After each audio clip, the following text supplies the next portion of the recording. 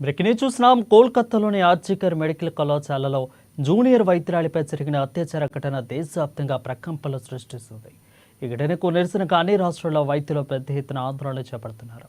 ఈ నేపథ్యంలో రాష్ట్రంలో శాంతి భద్రతల పరిస్థితులపై ప్రతి 2 గంటలకు ఒకసారి నివేదిక సమర్పించాలని ఆయా ప్రభుత్వాలకు కేంద్ర హోంశాఖ ఆదేశం జారీ చేసింది.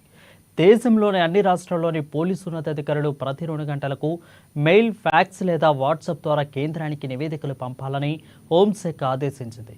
వాటి ఆధారంగా పరిస్థితులను అంచనా వేసి తగిన చర్యలు తీసుకుంటామని పేర్కొంది. అయితే అత్యాచారం జరిగిన పరిస్థితి ఆసుపత్రిలో సంబంధిత అధికారుల నుంచి సరైన సమాచారం, మద్దతు లేకపోవడం, పోలీసులు నిందితుడికి సహకరిస్తున్నారనే ఆరోపణల నేపథ్యంలో ఈ కేసును కోర్టు సిబిఐకి అప్పగించిందని పేర్కొంది.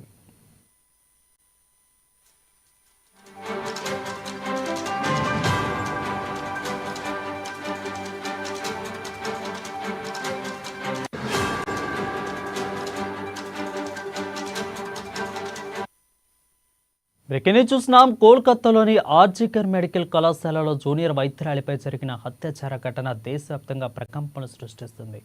ఈ ఘటనకు నిరసనగా అన్ని రాష్ట్రాల వైద్యులు పెద్ద ఎత్తున ఆందోళన చేపడుతున్నారు. ఈ నేపథ్యంలో రాష్ట్రాల్లో శాంతి భద్రతల పరిస్థితులపై ప్రతి 2 గంటలకు ఒకసారి నివేదిక సమర్పించాలని ఆయా ప్రభుత్వాలకు కేంద్ర హోంశాఖ ఆదేశాలు జారీ చేసింది. దేశంలోని అన్ని రాష్ట్రాల్లోని పోలీసు ఉన్నతాధికారులకు ప్రతి 2 గంటలకు మెయిల్, ఫ్యాక్స్ లేదా వాట్సాప్ ద్వారా కేంద్రానికి నివేదికలు పంపాలని హోంశాఖ ఆదేశించింది. వాటిని ఆధారంగా చేసుకుని పరిస్థితులను అంచనా వేసి తగిన చర్యలు తీసుకుంటామని పేర్కొంది. అయితే అత్యాచారం జరిగిన ఆసుపత్రిలో సంబంధిత అధికారుల నుంచి సరైన సమాచారం, మద్దతు లేకపోవడం, పోలీసులు నిందితుడికి సహకరిస్తున్నారనే ఆరోపణల నేపథ్యంలో ఈ కేసును కోర్టు సిబిఐకి అప్పగించిందని పేర్కొంది.